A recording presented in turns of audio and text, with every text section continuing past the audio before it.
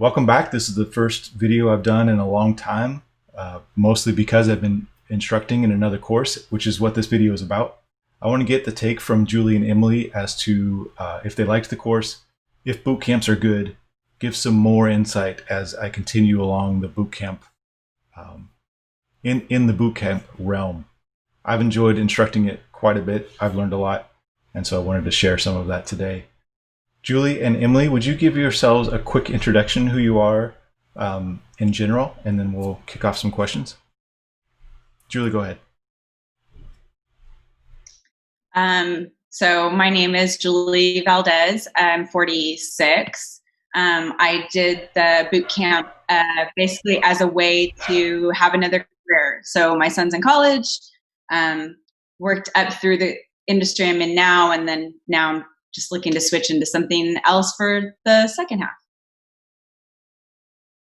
Yeah, and I'm Emily, and I am I come from tech recruiting, but excuse me, I wanted to switch careers because I really admired what the engineers did, and it seems like a field where you get to continuously learn, and that's something that I find inspiring because sometimes when things got stale in my world, it got a little bit less fun for me. So I want to do something where I can always be challenged.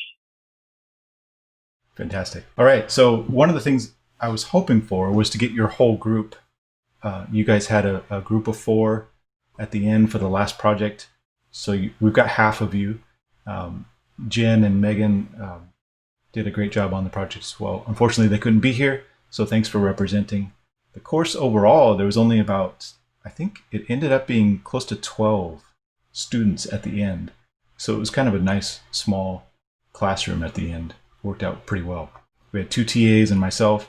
So a lot of times we could have 3 breakout rooms with a small group in each breakout room, and that worked really nice. So I want to start out with the most important question in case people don't watch this whole video.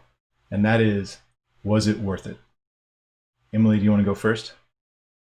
Sure. It was definitely worth it for me. I really loved the other students. I really loved Josh and Ryan and Chris. Like, I felt, honestly, at the beginning, I felt like I wasn't sure because I have basically a full-time job already, and I was like, I don't know if I can do the 25 hours on top of that. But after I met Josh and thought about it and met the other TAs, I was like, this is the most important thing. Like, these teachers make a huge difference in terms of your learning. So as long as you're meshing with the teachers, I think that it's going to make the biggest impact. But yeah, and honestly, it's more than 25 hours a week. And you get what you put in. Like, you know, some students I kind of gleaned they weren't doing the 25 hours, and that's fine. Like, it's really what fits into your life and when you want to get out of it. But the more you do, it's like learning a spoken language. It's like learning multiple spoken languages, and the more you put in, the more you're going to get out. And Julie, you said it wasn't worth it to you? I'm just joking. You go ahead and give your answer. I'll play the devil's advocate. It was definitely worth it. I mean, especially coming from, like, I wasn't super sure. I've never done this kind of course before. And in this intense amount of time, you know, all kind of shoved into 6 months, but I wouldn't have even known where to start if I tried to do it on my own. So this was it gave me a really clear roadmap. You guys laid it out for us great. I totally agree with Emily. If we hadn't have had you and Ryan and Chris, I think it might have been impossible. But it really was, because it gave a really wonderful overview of everything. It gave me things that now I want to dive deeper into and learn more about, directions that I feel like I want to go, which I thought was really great. Like, if you really don't know where you want to go in the industry, it gave you enough of an overview of everything that you could decide which way you wanted to go, and whether or not you wanted to be front end or back end, or, you know, like that part of it I really liked. And I liked being able to do it with everybody else. I mean, like Emily and I have met in person and now we're friends, and we spend a lot of time on video together doing stuff, but that was the collaborativeness of it was nice. And you don't, even in a setting like in person, you don't always get that. And I felt like us being essentially forced, but not, I mean, you showed up on your own, but like being in the rooms and having to work with each other and having it kind of be an intense situation made us all like really be able to work together. And I like that. And yeah, that would be my only caveat with Emily, which she said is you can't just come to class.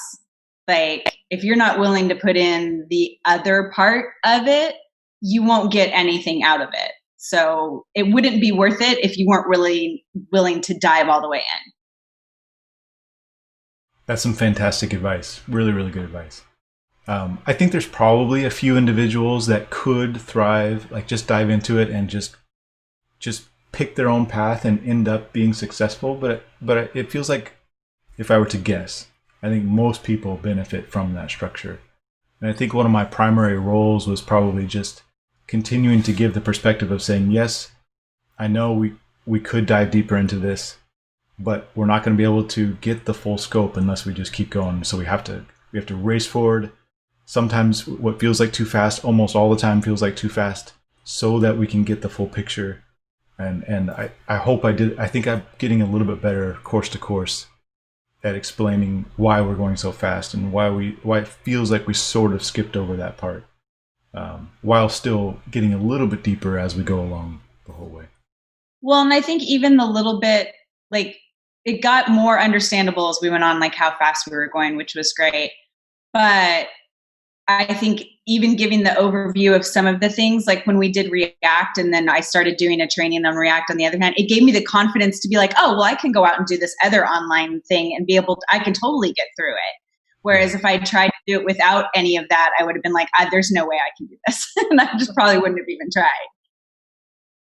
Yeah, I mean, that's a skill that you have to take into this career. Is I've got to be able to learn something relatively quick, read the documentation, figure out how to go watch videos, what part of the documentation I should read and stuff like that is a huge skill.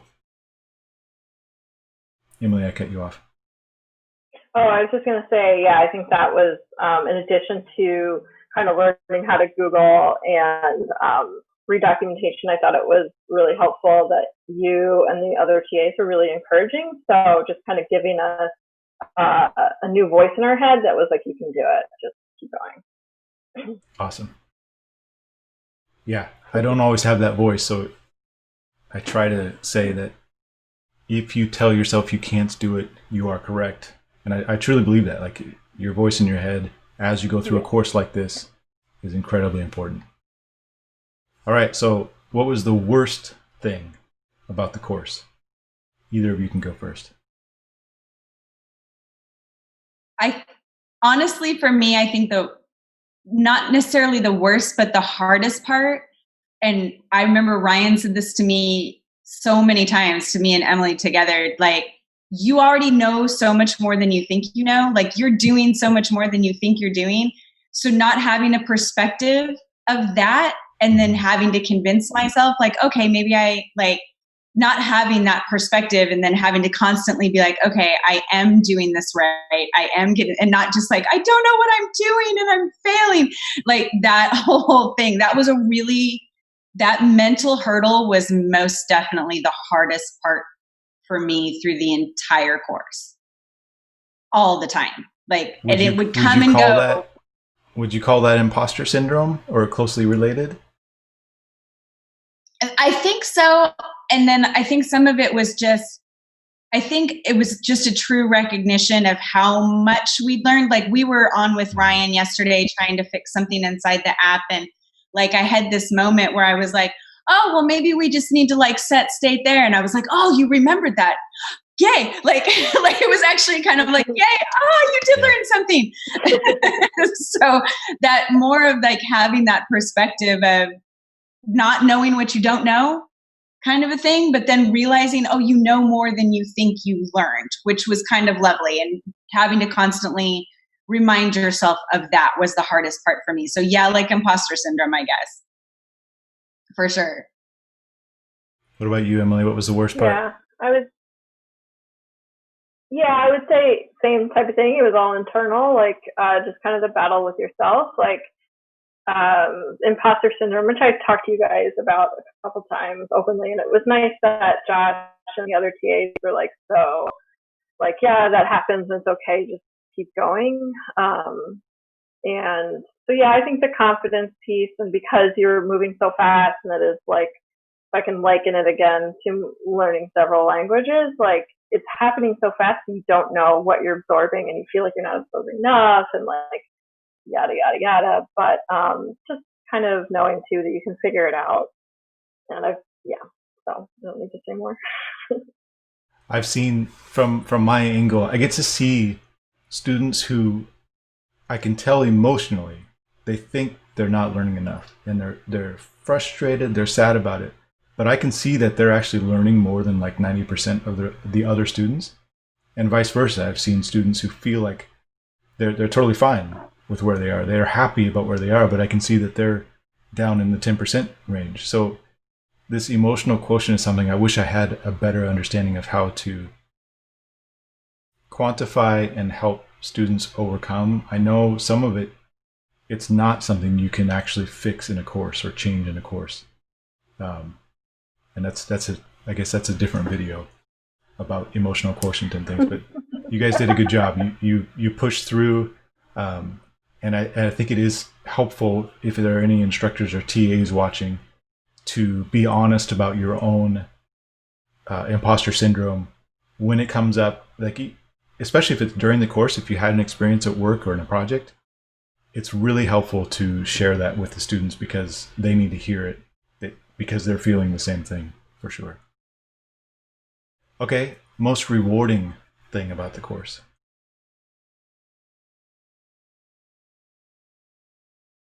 Do you want to go?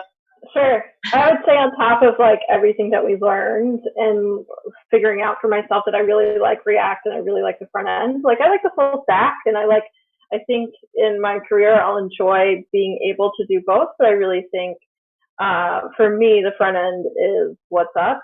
I think like in addition to that massive amount of information and things that you learn, I think just like getting to know all the different people like Julie and Josh and all of the different students and TAs was really rewarding, and I'm hopeful that our relationship will continue.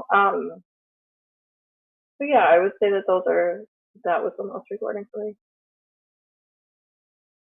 Yeah, I think the most rewarding for me, I mean, definitely the friendships. I mean, this has been really great, and this just having a really good support system is always a wonderful thing, and you don't always find that everywhere that you go, in every job that you have, and things that you do. So finding it and being able to keep it is amazing. And then from my perspective, just going into something that was so different personally for me, I think honestly the most rewarding thing, and this sounds really strange, but the day that we finished and we gave our final presentation, my kid texted me about a half an hour later and was like, "I'm so proud of you." Mm-hmm. And like, so finishing and kind of feeling like, you can do whatever. Like my son and I have discussed this a lot of times in life, like your first job might not be your last job, and you might not do the same thing for the rest of your life. And I feel like I used to be a lot more confident when I was younger. Like I can do anything, it'll be fine. And this was kind of like an experience where I can go back and say like, maybe I can do what I put my mind to and sit down and do. Like that was a really finishing the course and going all the way through, and everything was just personally rewarding. Just being able to do it and finish strong was a really lovely thing. Yeah. Were there parts where either of you considered not finishing? There was a moment, yes. I think to an extent, I think like there were moments where I was just like, God, I don't know if my brain can really do this. Like, can my brain handle this? So yeah, I was just like, I don't know if I get it. So yeah, there were moments. Yeah. I think mine was like I think we all had a really unique experience, obviously, because we went into lockdown halfway through. So, I mean, it's always, so it changed the dynamics so drastically of what my life had been and then into this, I mean, for all of us. And so it was kind of in that. And I think there was a moment where I got sick and I was still going to work and then doing this, and like the world was changing. And I'm like, I just don't know if I can add one more thing in.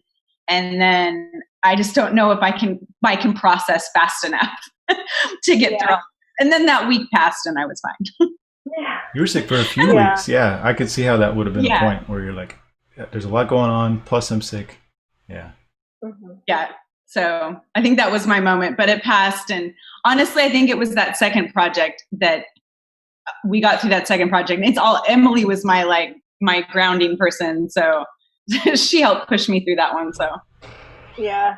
Well, right back at you, friend. Like the third one was really hard for me. Like when we started it, I was like, I don't know. The burnout is starting to feel really hard. But it was great to have that support.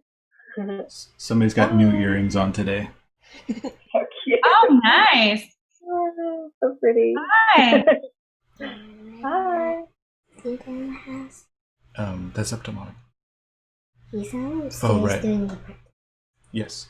Yay. Thank you.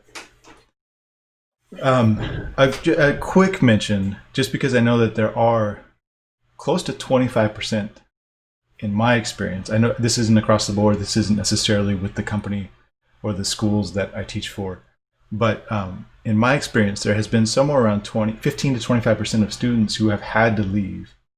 And I think the reason is, and I just want to give them grace, because a lot of times it is life circumstances. Somebody dies in their family or they have to move or something. And usually this course is putting people to the edge of their limits. Like they've already got work, or they've already got school, or they've already got family and kids. And this puts you right at the edge. So if anything happens during that 3 to 6 months, it puts you over that edge, and you've got to make the choice of the other things were likely somewhat of a priority already, so you can't drop them. So the course is something you have to drop. And that's just, I think the three of us understand that sometimes just has to happen. It's life. Yeah, for sure. I can totally see where, I mean, not given the financial aspect, because it's not insignificant what we pay to take the course, so there's that part of it. But of all the things going on in your life, like Emily's got a small child, mine is grown, but full-time job, all this other things, this is the one thing that would give. So it totally makes sense. Like if you get anything else happen, then this is the one thing you would let go. Yeah. Fortunately, if you had to, but yeah. So this isn't a fair question. I just thought of it. I've known a few people that have taken the 3-month version of these types of courses. So it's literally full time. Like some of them are 6 days a week, so maybe even more total hours than our 6-month course that we took. And they've succeeded. Like it really worked for them. But I'm curious from your standpoint, if you had to choose, if you could put off the other stuff and be able to choose the 3-month versus 6-month, which would you choose? I think I would still go with the 6, because honestly, there was a couple of times where if I had to go 6 days a week and I only had 1 day off, I don't think so.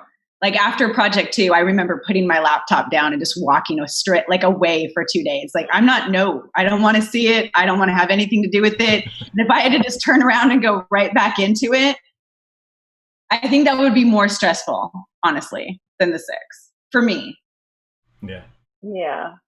I mean, I can see the appeal of just really living and breathing it. That said, I think sometimes it was helpful to step away and you're kind of going about your daily life and you're in the shower or something and you're like, oh, maybe that's how I fix it. So if you have space to think, sometimes that helps you solve problems. So I kind of like this one. This one really worked for me, but I have a kid that I take care of during the day and whatnot. I also know a guy Yeah. that did a full year course. I need to contact him again to get a better understanding of that. Yeah, there's one in New York. Flatiron does that. I think it's 11 months. A lot. I can't imagine the burnout at the end of 11. No kidding. And it's expensive too, from what I remember him saying. So you had an app that you built as a team as part of the last project. You have 3 projects. The first one is just kind of HTML and JavaScript. The second one is HTML and JavaScript plus the backend. And then the third one incorporates React. So we get the full MERN stack, Mongo, Express, React, and Node. I tried to not outright promise, but I did give my what I thought was going to happen, and I was really honest with the class that usually. So I tried to be as optimistic as I could from my personal experience that the projects are usually where the biggest leaps are made, and you might not even see it during the project, but after the project you can look back and you can see that you now have a better understanding of how the front end mixes with the back end, or how APIs can be used on the front end and back end, or how the database fits into the equation or something like that. Was I correct with that? Do you think that the projects themselves were where you put together the most concepts and grew the most in your understanding? And you can disagree if you don't think that was correct. Yes, I think so. Yeah, I think definitely, because even just having to work out amongst all of us, like, okay, now wait, now we needed to do this, now we needed to do that. Like even yesterday when we were working on it, like, okay, it's saving to the database. We can see everything in the database. Now we just need to get it back out again. And, making all those little connections for each little piece that we wanted it to do, and then working out how to make it happen was every little time you made something happen, you got a better understanding, I think. Awesome. Okay. Yeah. So I was correct. Josh was right. That's a good segue into, I'd love to hear about your final project. So you can present it however you want. This, I know we've already presented it as a class, and this Thursday we'll get a chance to present it in a little bit more of a public setting. So you don't feel like you have to do a 10-minute presentation on it right now, but just in general, give the introduction to what it is, what you thought of it, and then if we could do a quick demo, that'd be awesome. Sure. Julie, do you want me to go? Sure. Okay. So no, you like it so much. Our app is called 6 Feet of Separation, and what it is basically an online message board. It's like a virtual crisis meeting place. So we wanted to solve a problem where we could just make like a go-to online message board during a crisis. And we thought that it would be better than and more focused than like a Facebook or a Nextdoor because it is dedicated to crisis. So that's kind of what it is. And like the tech we used was HTML, CSS, Material UI, React Bootstrap, a package called Masonry, Cloudinary for image processing. We did user auth with Firebase. We used Node and Express, React, Heroku, local storage, and others. So our target audience was really anyone that had anything they needed or something that they could offer during a crisis. And we wanted to create a responsive app that helps people retrieve information and post information. I think, yeah, sorry, am I just going on too long? No, not at all. Okay.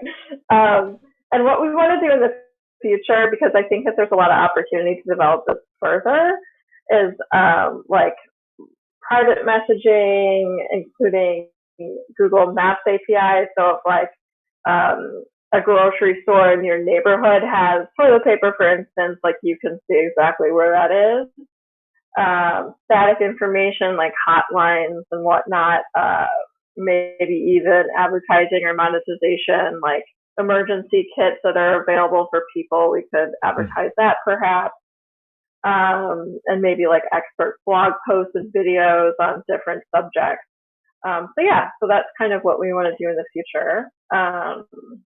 I really hope that we don't need this type of app again. I hope so. It's possible that it could definitely happen again. Yeah. Julie, from your take, well, first of all, let me mention two things that I was pretty excited about it. One, I loved the masonry, pure CSS masonry plugin or package for React. I forget what it exactly was called. We can put that in the video. I think it was called React Masonry CSS, I think. Yeah. Masonry in the past, it's always been cool the way that it can make grids fit in really well. But it's always been JavaScript driven, and I love how this one was purely CSS. The weight of it in a front end environment was extremely low. So I love that. That was a good find. And it was cool to see you implement it. The second thing I really loved was how you took the idea of Cloudinary and tackled it and got it into the project. And Cloudinary is something I recommend wholeheartedly for these types of from the ground projects because it makes image and file uploads incredibly easy, at least from the perspective of you don't have to build your own backend to handle the hosting and serving up of those images. So it's a pretty cool service. Julie, what stuck out from your standpoint as to what was the most fun to work on the project and what excited you most about it? From the two things that you mentioned were the things that I did. It was really kind of, CSS has not been my strong suit through the entire course. So just making anything work in CSS was amazing. So that was great. I loved that. But honestly, just seeing it all come together for me was really good. Even when we were working on it yesterday, I was really happy that I was able to figure out how to get Cloudinary to work in a couple different instances, one for doing the actual posts and then doing the profile pics as well. So we figured that out. We had to change around a little bit the coding just because they were in the different components in different ways. Right. So figuring that out was really cool. And then still like a little kid, because I actually am just a big kid, but like just seeing it work is just so much fun. It's just so great to like actually be like, oh my gosh, we figured it out and it's actually coming in and it's all working. But yeah, it was really good. I liked that we were able to, it was actually a project, our idea that we used on project 2 that we kind of fleshed out a little bit more and made into project 3. It was nice to go from one to the other and not have to completely make up something new and be able to take what was a really simple concept in project 2 and make it be a more fully like fleshed out app. That part was really great. I liked that, being able to take what we had just done, kind of just touched on. And then even though it maybe hopefully we don't have to ever have something like this ever again, the concept of it being specific to like, so not a Facebook and not a Nextdoor, but something that's a little bit more resource driven and specific was, I think, just going forward, it's kind of a cool thing. So I like the idea in general. Yeah. And there always, unfortunately, will be crises. Like there's always going to be an earthquake. There could always be, a hurricane or whatnot. So very good point. Yeah. You could definitely transition really easily. A quick shout out to Jen, especially. Jen and Megan was a great part of the project, but also had her course load from full-time school on the side. So she had a lot of work in that regard. Jen is exemplary as a designer and put a lot of effort into the initial prototype design and what the design will end up looking like on this application. She's extremely talented. I'll try to put a link to her portfolio from a design-wise. And it was cool to see her also dig in deep to Firebase. She wanted to do Firebase authentication, but in order to get to that, she did a full side course on how to make Firebase work in React. and ended up sort of having almost this side project that she was pretty happy with having learned, and then she could apply to this project. So I know she couldn't be here today, but just shout out to her. She's talented in many ways. From a design perspective, I wish that I was a graphic designer like Jen. She's got a lot of talent. Yeah, she's amazing. Yeah. And it was, from our perspective, I know it was really interesting because on project 2, we'd used, JWT authentication, which was not easy. But this gave Emily and I, at least, a totally different, because we've had to figure out how to get the Firebase authentication in and make it work in a lot of different components. And so for us, it was using the Firebase authentication was a huge learning experience, like figuring out how to make all that work. Yeah. Emily, you were about to push share? Sure. Okay. So this is the unlogged in view. And so you see like the post not logged in. You can see the post, but you can't make any posts yourself. So you either have to register or log in. I can show you what the register page looks like. It's, I actually think I want to fix this, but it looks like this, and generally it's a little larger in the center. Not sure what happened there. And when you sign in, I guess so, hold on.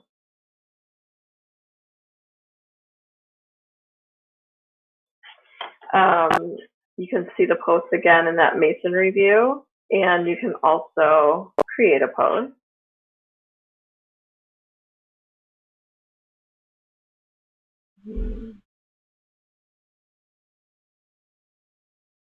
And then you can, this is cool, you can attach a this is the Cloudinary part. Image. Yeah. And I want to kind of pull up. Are you not going to do the cow again? Because the cow is my favorite. We've just been laughing because we've been using the cow a lot. So I'm going to show you guys kind of like that it populates even before you, as you like attach it to this modal. So images. What am I trying to? Yeah, I love this part. My son and I built Yeah. a similar thing with Firebase functions, where we just made an endpoint with a Firebase function that would receive the image, put it into a bucket, and send you back the URL. And Cloudinary does this fantastic as well. It gives you way more than that than what we built on Firebase. But go ahead, keep describing. No worries. Yeah, so I attached it, and then it responds quickly after that. And then when you submit it, it sends it to your database, and then it pulls it back, and like here it is. And then you can filter these posts by category. And then we also have, this will be like a next iteration, is we need to make this so that the user's photo is here, their handle, and like their bio. Yeah, so it's not just my shoes anymore. And this is what we're working on now, is making sure that this updates properly, because it was originally doing just a post and we need to do a put, so they can always update it. Right now, the only thing that's coming back is an image. So Cloudinary is working, but everything else we got to figure out. But generally speaking, you can put in your user handle, your bio, your website, your hobbies, and again with the image upload. So that is kind of where our site is. I don't know if I'm missing anything. Julie? No, I don't think you're missing anything. We just have a couple bugs we're trying to work out. We know everything, and this is what we were working on yesterday a little bit. It's that moment that, like, okay, everything's saving to the database. Now we just need to get it back. But it is, and Cloudinary is actually, thank you, Josh, for suggesting that, because it's actually kind of cool, because it just assigns, we're just calling back a secure URL for all of these images. So it's not, like taking up anything on our app. And that part of it's been really cool. Like learning that like separate thing on the side has been pretty cool. We found, as we were looking into that, example that they have is just horrifically complex. My gosh, so so much. We were able to pare it down into a relatively simple call from one component or one place that you want to put it in the app. Yeah, I got an email about like a training for them that I was going to go out and do. Just very cool. Understand a little better. Julie, you should make a video, or Josh, you guys should do it together of like a simpler example. Yeah, right. We should, and then put it on. We could put it on your GitHub as like a single example. Yeah, this is the easy way. No, I'm kidding. Yeah, the example was kind of complicated, but it was actually kind of that was a nice learning experience, because I've done that a few times where I've gone and I found something that, I think is going to work, a tutorial that I found online or a video that you've watched. I mean, we've all done this all 6 months long, where you go out and you're like, okay, I got to find something that shows me how to do what I want to do. But being able to at least understand, I mean, you helped me pull out what I needed to pull out, but I went back into it when I had to change it for the other component, couldn't build it the same way. And that was helpful, that at least I knew enough to be able to go out there, pull out the parts that I needed and make them work for myself. So that alone, figuring out how to get out what I needed out of that example, was a learning experience. So that was cool. Yeah.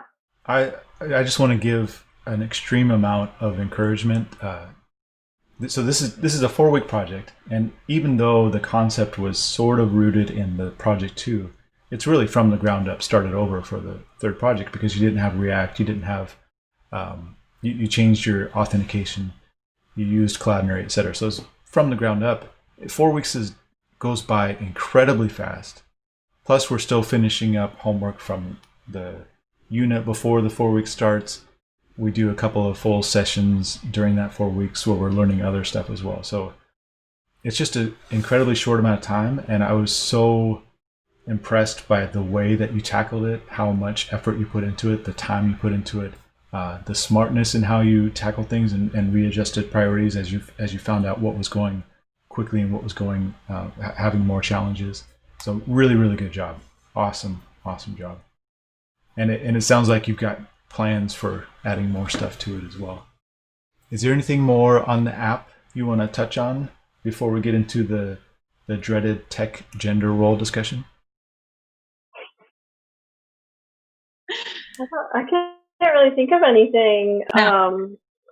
I had a really good time working on it. It's always fun. I think Julie talked about this earlier, to like try something, be like, I don't know if it's going to work, and then it does, and you're like, wow.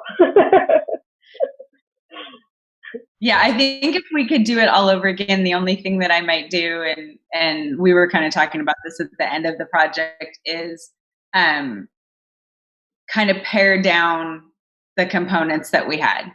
And I really I had wanted to really figure out how to do context for the user authentication part, and I just didn't have time. And so if I did it again, I think I would do that, because I just didn't have time at the end. But yeah. I do think that would be one of the most beneficial things for you as a team to tackle next, is take some of the prop drilling and stuff and turn it into context. That would be pretty cool. A valuable lesson. All right, I want to be respectful of time. We're at about 40 minutes so far. I think this is going to be incredibly useful for other students who are considering taking the course, or who might be halfway through deciding whether they should continue or not. And I really appreciate both of you taking the time to do this. No problem. So the topic now, and I checked with both of you to make sure you're okay going into this realm of discussion. It's something that it's been more in the forefront of my thought in the last 2 years, and I've been relatively completely oblivious to it before that point, just as any middle-aged white man is. And it's the topic of the gender disparity, both in representation and sometimes in pay in the tech industry. And it's something that, fortunately, at my last job, I didn't see, because I worked for an agency in Portland, Oregon called Swift that had 2 female chief executives and over 50% females in the office, which was cool. That was the first time I'd worked at a larger company other than my own business. Then fast forward to moving to here in Lincoln, California, and working for Williams Sonoma. First of all, Williams Sonoma is really great in social causes, in equity. There is a lot of diversity, but from a gender perspective, it's almost all male in the office, in the tech teams that I work with and things, and it's weird and it doesn't feel right. And so it was really neat in our class to see that the majority of our students were females, which I think is relatively unique as well, although becoming more common. And I wanted to get your general take as to how you feel now and what your look towards the future is as you enter this somewhat heavily male-dominated tech industry. I can go first. So I was saying before this recording that like I've worked in engineering recruiting before, so I worked on engineering teams too, not just in the HR department. And it's definitely male dominated, and it can be intimidating, and you don't necessarily come into the team having that automatic respect that sometimes males or white males will get just kind of off the bat. So I think that's hard, and I don't think we should pretend like it doesn't exist, because it does, and it's important to talk about. And that said, I think there is more support out there, and I think that there are like a lot of different women organizations where women come together and support each other, because it's not easy. And there's definitely, it's changing. I'm hopeful that it's changing. I know there still are a fair amount of women that enter engineering programs at the university level, and then they'll stop being in that program because they don't feel supported. But I'm hopeful, and I do think that that's changing. And I think, for instance, like the last place I worked, they ended up having a female head of engineering. So things are changing, and it's not. And I also have an aunt I wanted to mention. She is retired now, but she is an engineer, and she started out doing computer engineering. Like I think there was tape involved and like punching holes. So it's cool to have, just know that like those women had to overcome a lot more adversity than we do now. And it's nice to have kind of that in our minds that like if they can do it, we can do it. So I don't think it's easy. Do you guys remember the movie about the lady that worked at NASA? Yeah. I forget what it's called. I'll try to... Yes. Hidden Figure, right? Yeah. Definitely worth watching. Mm-hmm. What about you, Julie? It sounds like, you said a little bit before the recording about how you've worked at one place that was female dominated in the education field, and then the financial. Where I work currently, definitely female dominated. I work in administration, but most of administration inside of education, they used to be teachers, right. And teaching is a female dominated field for a lot of reasons, or historically for a lot of reasons. Mm-hmm. And but honestly, shout out to my boss, who is the strongest, like best boss I've ever had, best woman I've ever known. So I've really enjoyed working for her and in that atmosphere. The job I held before was very insurance, financial related, very data driven, very actuarial driven, very mathematical driven. So very male dominated. There was a portion of that group that was not supportive, and then a portion that was supportive of the females that were in the office. I had some experiences with the tech and engineers there, and they were very inclusive. They were really super great as far as trying to teach me and letting me, ask questions and stupid questions. And, being like, no, keep asking, learn. So that was really great. That was my first in to anything like that. I don't have a lot of fear of going out into the workplace. I'm not kidding myself, but it's not my typical mindset. So it's not how I usually approach things. But not to say like, I feel like I have a few things going against me going out into the workplace. midlife and brand new and woman. And I feel like there's a few things working against me, but I still don't feel super fearful about it.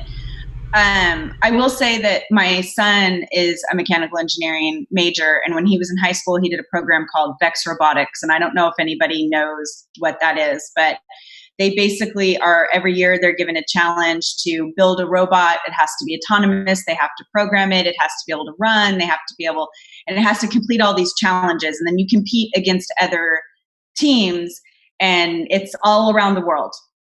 And there's national competitions and local competitions and all this kind of stuff. And when my kid was going through it in high school, his team was about half and half girls, half boys. And they worked together really well. It was really nice to see. So like Emily said, I think things are changing. So it's nice to think that generation doesn't hold the concepts that mine does or did.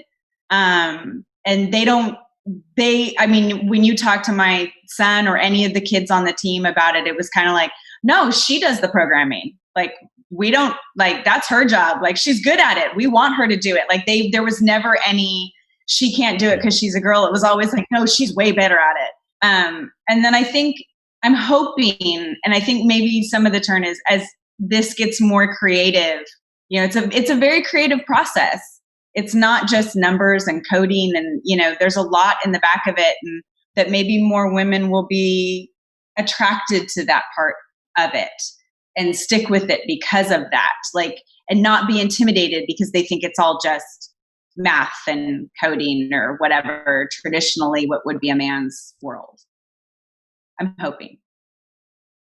I love both of the outlooks from both of you is really encouraging to me in this regard. And I think there is a lot of reason for optimism. I know, especially in my bubble around the Bay Area type of larger companies, there really is a renewed effort to be equitable in multiple ways. So I hope that translates into what the experience of you and most of the female students in the class experience. I know not all of the places that you will interview necessarily have that, so I hope it's a good process. Really, really do. For my daughters as well, I've got 4 daughters, 3 triplets. One of them wants to be a doctor and is totally willing to do 7 to 8 years of college towards that regard. Good for her. Yeah, that's quite the undertaking. Don't know how she's going to.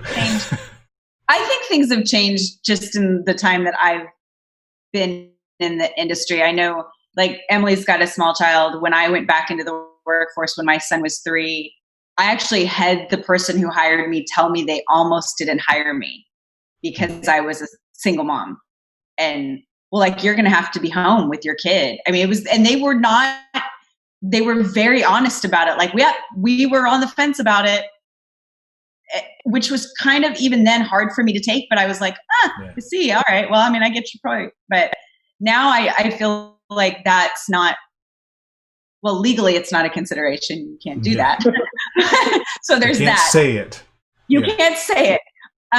But I think even from a mindset, I think that there's enough working moms in the world that's kind of changing. I think enough people have proven they can hold a job and be a mom and all of those kinds of things as well. So I think that's kind of shifting the tide, which is nice. Because it is a lot of effort. It's a lot of effort to hold a full-time job and be a full-time mom, but it's a lot to be a full-time dad too. So I don't know.